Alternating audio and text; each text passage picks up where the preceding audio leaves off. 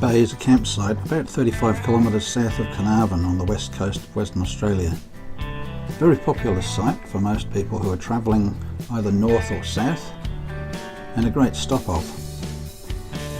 We've been to Bush Bay many times and filmed the place before, but decided it was worthwhile doing it again simply because a lot of people go there and don't see it as a really good place to stay.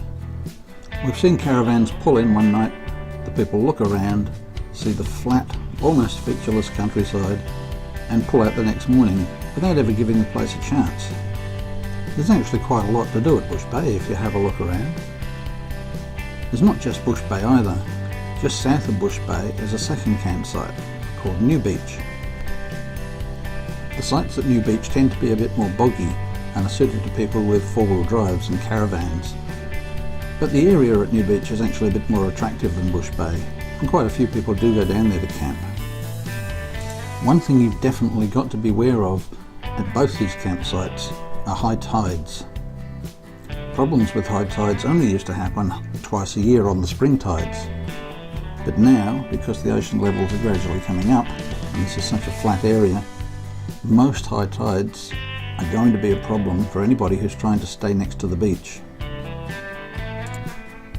These used to be free sites, but Carnarvon Shire Council has decided to institute fees, and as of 2017 it's $5.50 per head per night, or $4 per head per night on concession. For that you get dump points and a mini skip bin to put your rubbish in, and nothing else at all. In fact, the facilities there are the same as they used to be when the site was free.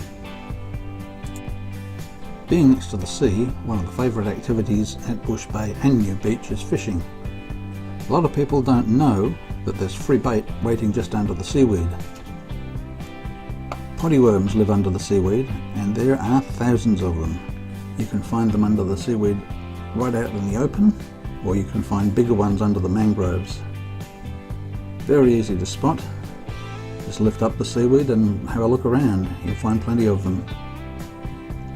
They're very good bait because that's one of the things the whiting come in looking for on the high tides.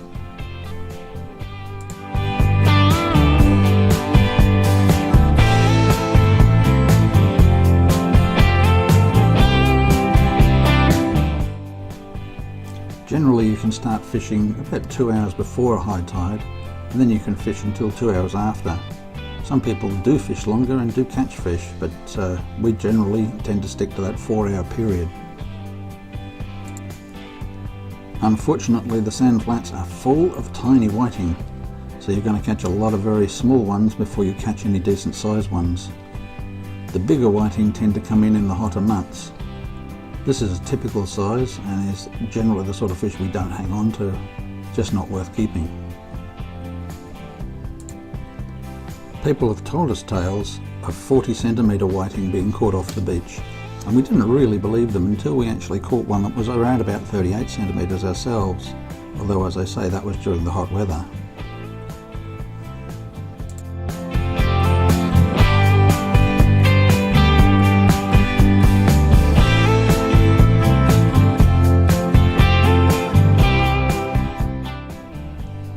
When the tides threaten to come up a bit, then it's time to move back away from the mangroves and pick a site away from areas that are going to flood.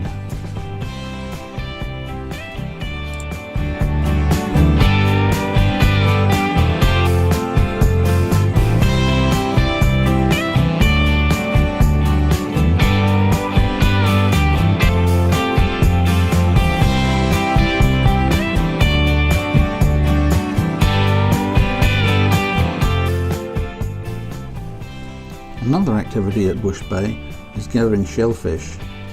You can use the shellfish either for cooking or you can use them for bait. We use them for both, but if you're going to eat them, what you want to do is process them first, and that involves just putting them in a bucket of salt water overnight, replacing the water a couple of times the next day, and just letting them wash the sand out of them. Otherwise any you use for cooking are going to be a bit on the gritty side. The deeper you go, the bigger the shells you'll find, and generally if you just spend a couple of hours you'll get a bag full, quite enough to eat. If the fish aren't biting, you can always try looking for the local bird life. There are quite a few species around the mangroves, and if you've got a decent camera, you can take a few snaps as well.